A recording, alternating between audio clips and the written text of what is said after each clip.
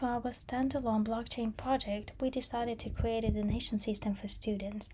When we were doing our research, we found out that public's trust in charities have been drastically decreasing for past years, and there's some valid reasons why this happened.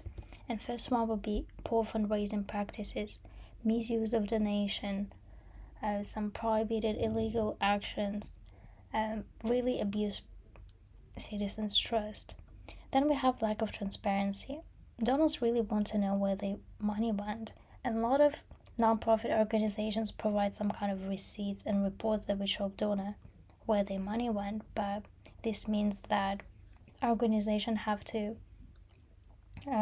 pay money for employees who deal with this paperwork. And when we think of charities, they don't really have any kind of profit, but they still need money to run the whole organization, especially if they have physical location. They have to pay for rent, taxes, etc. And checking and dealing with paperwork adds a few digits to the bill. Then we have exploitation of generosity. It's really difficult to validate authenticity of beneficiary. You can't really know if person is really in need or whether they receive some help from other organization or other group of people. For past years, biomedical data was used to kind of try to prevent this issue, but it's not really helpful because there are no essential database or like some kind of communication between all of the charities. So by using blockchain and smart contract technology, we can actually improve charity sector. Since blockchain provides decentralized and transparent ledger, all of the activities and transactions can be visible, and this visibility gives a better trust because donors will be able to track all of their transactions and know where their money went and be sure that it was not misused. When it comes to smart contracts, since they are self-executing and the transaction happens only if certain rules and conditions are met, it really fastens up the whole process and reduces human error. Obviously, blockchain and smart contract technology does not solve everything, but we can view them as a tools to somehow improve and complement existing systems and practices. We should acknowledge that if you want to build a project on blockchain, you have to have a certain infrastructure. And when we think about charities, their main goal is to help people in need, and those people live in regions where, forget about the internet, they don't even have access to water. And if you plan to build your organization on blockchain, you'll probably need to hire some professionals or educate your employees or your volunteers, and it also costs money. And we said that smart contracts reduce error rate, but since they written by programmers who are human, there's still room for error. When I was doing my research, I looked to charity organizations that are built on a blockchain, and I noticed they only benefit from blockchain's transparency and cheap nature of transactions, but I didn't see any examples of one-to-one transactions, transaction from donor directly to a needy party. Though that's why we came up with this idea to somehow dive in and explore what can be done in this area. So we created a very basic user interface for a project. So first let's take a look to the admin panel. So we created a separate login for admin for security reasons. So when admin logged in, first thing he sees is the list of users in the system. You're allowed to delete them, and also you can change the status of donors and can switch them to admins. So now this user will be able to log in from admin login page. Then we have some registration requests. So students can send their request and admin is allowed to activate them. Then we have our request here. So as you can see, some of them are active and has been paid. Some of them was not activated yet and admin is allowed to do it. And then we have all of the requests made by certain students. I can just check it. As a student, when you log in as a student, as an example, you can see the existing request and create your own one, and then check the request you created and their status. If you want to log in as a donor, give me a second.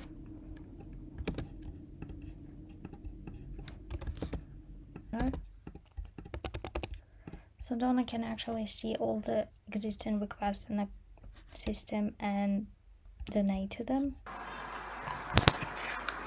Block has attributes. These attributes store information about the block position, the previous block's hash, the transactions included in the block, the timestamp of block creation, the block's own hash, and the Merkle root of the transactions, respectively. And constructor method.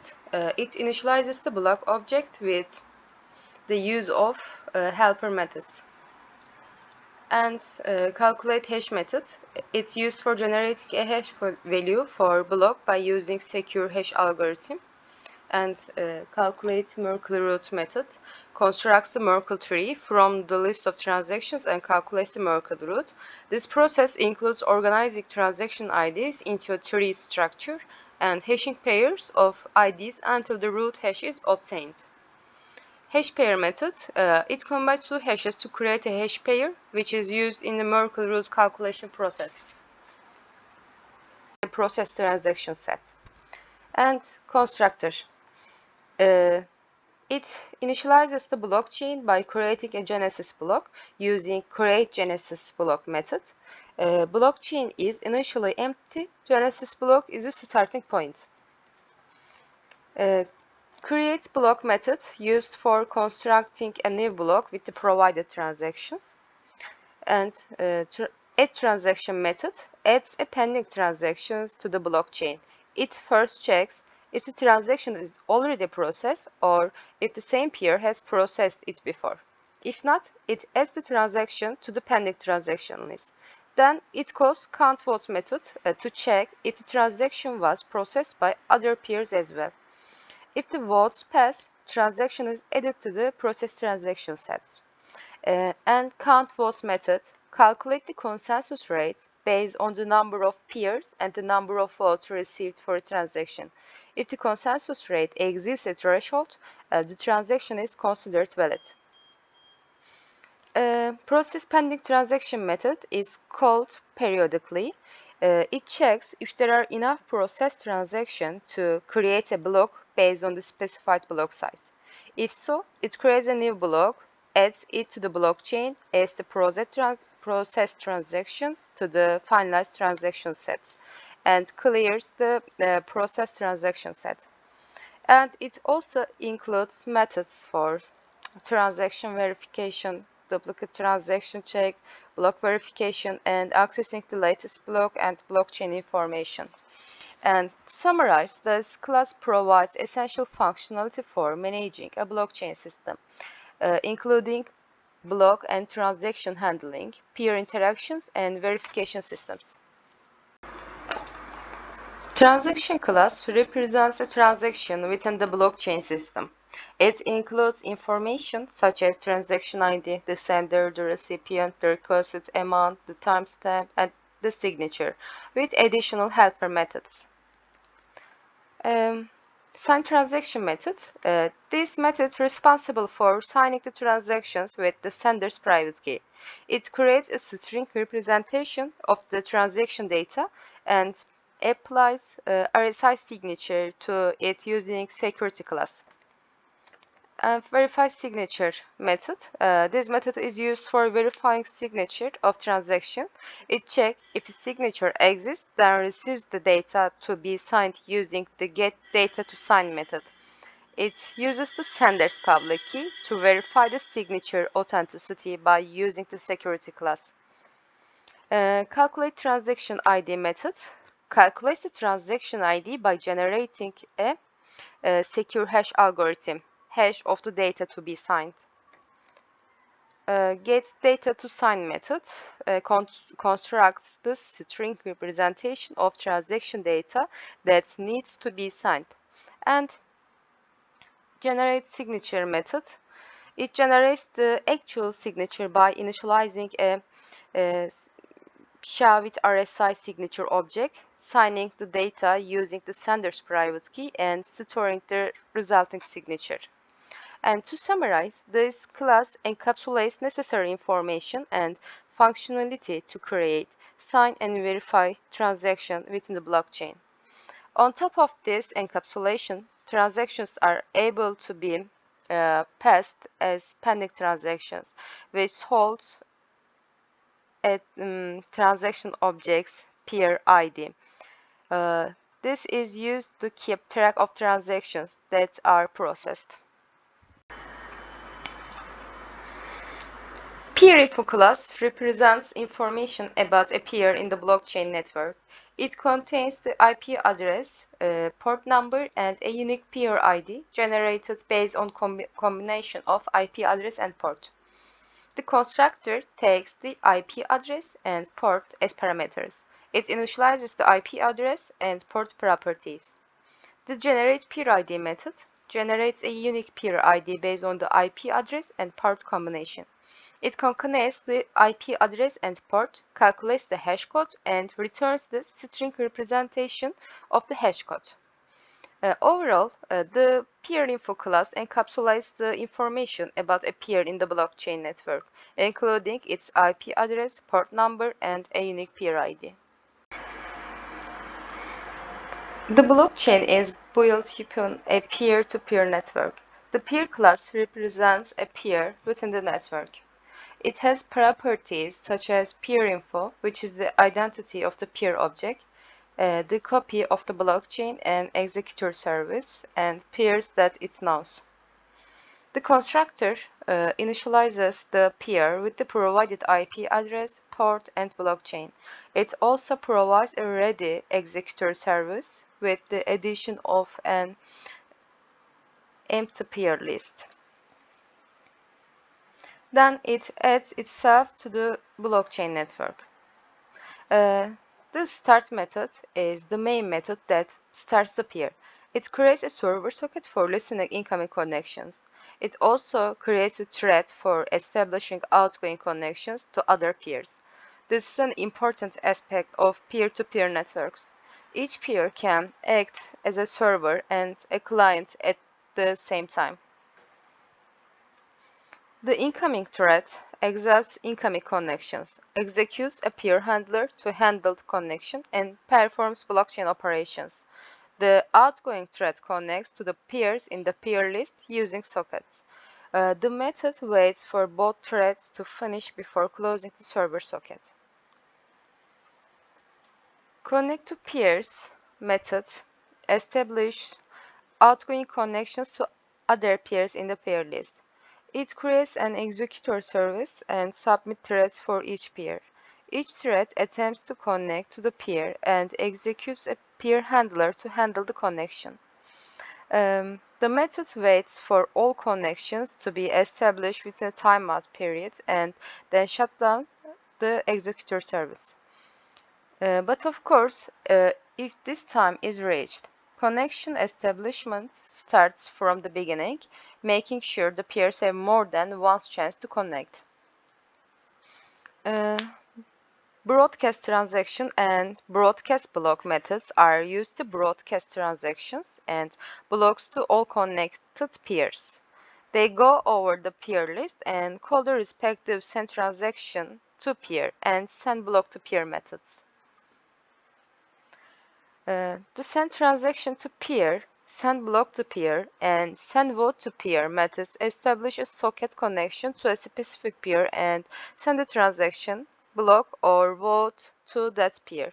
They create an object output stream and write the object to the socket's output stream. Add the peer list and remove from peer list methods are used to maintain the list of connected peers. They add or remove peers from the peer list based on the provided IP addresses and ports.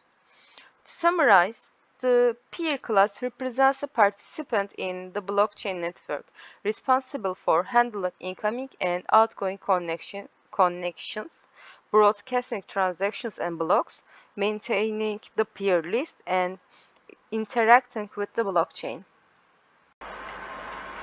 The peer handler class implements the runnable interface and is responsible for handling incoming connections from other peers. It receives messages, processes them based on their type, and performs necessary actions. The constructor takes a socket object and refers to the parent peer instance. It initializes the socket and peer properties. The run method is the main entry point for the thread. It calls the handle incoming connection method to handle the incoming connection. It catches any exceptions that occur during the process and closes the socket. Handle incoming connection method creates object output stream and object input stream to send and receive objects over the socket. It reads the received messages from the input stream and processes it based on its type. It can handle incoming blocks, transactions, pending transactions, peer info, and vote objects. After receiving an object, it calls for the appropriate method for the object.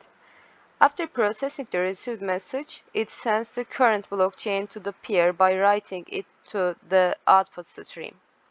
Finally, it closes the output and input streams. To summarize, the peer handler class is a vital piece for the network to work. It's responsible for handling incoming connections, processing received messages, verifying and processing blocks and transactions, adding votes to the blockchain, and maintaining the peer list. Now let's see a short demo of the project. In this demo, we are going to send a transaction request to our network of peers and see it gets processed and added to the blockchain. Here is the test class. We create a blockchain and several peers so that we can create a network. This demo is run on a local machine, so we are going to run all peers in separate threads to emulate a real network.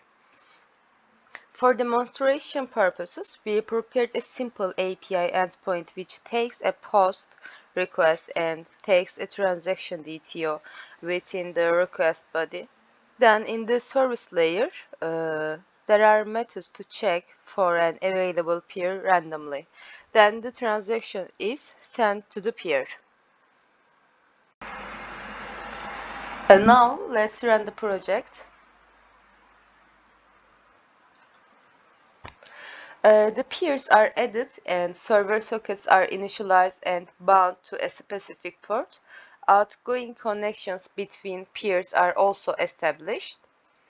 Right before waiting for incoming connections, each peer prints their copy of the blockchain.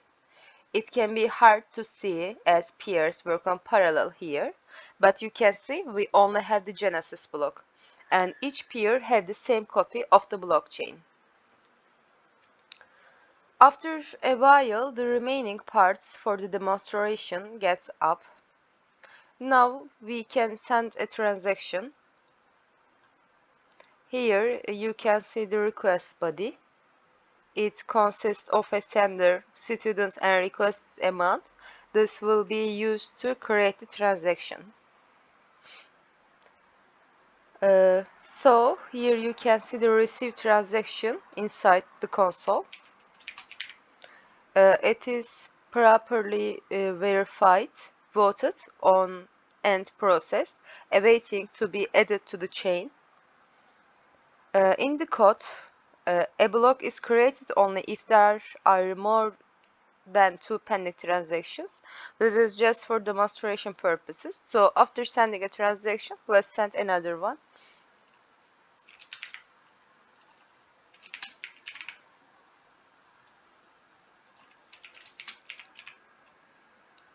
After this transaction is processed as well, we will see a block is created and added to the blockchain. As you can see, each peer has the same copy of the blockchain. The conclusion, I can say that blockchain technology has the potential to improve the charity sector through transparency and traceability. Despite its potential and existing relevant studies, real-world implementation of blockchain-based traceability solution is still rare. We try to propose a system where donations can be traced in real time and received by intended recipients. We try to utilize immutable transactions to ensure the integrity of the charity donation process, providing a secure and truthworthy environment for all parties involved. Obviously, it can be modified for better performance, and user interface can be improved to be more aesthetically pleasing.